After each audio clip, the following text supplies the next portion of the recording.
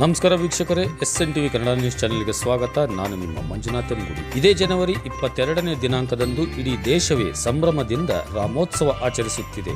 ಈಗಾಗಲೇ ನಮ್ಮ ದೇಶದ 3 ಪ್ರಖ್ಯಾತ ಶಿಲ್ಪಕಾರರು ಅಯೋಧ್ಯಾಪತಿ ಶ್ರೀರಾಮಚಂದ್ರನ ವಿಗ್ರಹ ತಯಾರಿಸಿದ್ದಾರೆ. ಅವರಿಂದ ಸ್ಫೂರ್ತಿ ಪಡೆದ ಧಾರವಾಡದ ಕೆಲಿಗೇರಿ ಗಾಯತ್ರಿಪುರಂ ನಿವಾಸಿ ಕಲಾವಿದ ಮಂಜುನಾಥ್ ಹಿರೇಮಠ್ ಅವರ ಸುಪುತ್ರ ವಿನಾಯಕ್ ಮಂಜುನಾಥ್ ಹಿರೇಮಠ್ ಅವರು ಮಣ್ಣಿನಿಂದ 15 ಇಂಚಿನ ವಿಗ್ರಹವನ್ನು ತಯಾರಿಸಿದ್ದಾರೆ. ತಮ್ಮ ಮನೆಗೆ ಆಮಂತ್ರಣದೊಂದಿಗೆ ತಲುಪಿದ ಮಂತ್ರಾಕ್ಷತೆಗಳನ್ನು ಈ ಮೂರ್ತಿಯಲ್ಲಿ ಸೇರಿಸಿದ್ದು ಒಂದು ವಿಶೇಷ. 21 ವಯಸ್ಸಿನ ವಿನಾಯಕ ಧಾರವಾಡದ ಚಿತ್ರಕಲಾ ಮಹಾವಿದ್ಯಾಲಯದಲ್ಲಿ BVA ಅಂತಿಮ ವರ್ಷದಲ್ಲಿ ಕಲಾಭ್ಯಾಸವನ್ನು ಮಾಡುತ್ತಿದ್ದಾರೆ. ಹಾಗಾದ್ರೆ ವೀಕ್ಷಕರೇ, ಅವರು ಯಾವ ರೀತಿಯಾಗಿ ಅಯೋಧ್ಯಾಪತಿ ಶ್ರೀರಾಮಚಂದ್ರನ ವಿಗ್ರಹವನ್ನ ತಯಾರು ಮಾಡಿದ್ದಾರೆ ಎಂಬುದನ್ನ ಈಗ ನಾವು ನೋಡ್ಕೊಂಡ್ ಬರೋಣ, ಬನ್ನಿ.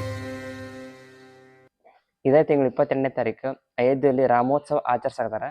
ಜಗತ್ತಿನ 3 ಪ್ರಸಿದ್ಧ ಕಲಾವಿದರು ಕಲ್ಲಿನಿಂದ ಮೂರ್ತಿ ಮಾಡಿದಾರೆ. ಅದು ಯಾವ ಥರ ಮೂರ್ತಿ ಐತಿ, ಅದು ಹೆಂಗನ್ನ ನಮಗೂ ಎಲ್ಲಿ ರಿವೀಲ್ ಆಗಿಲ್ಲದ.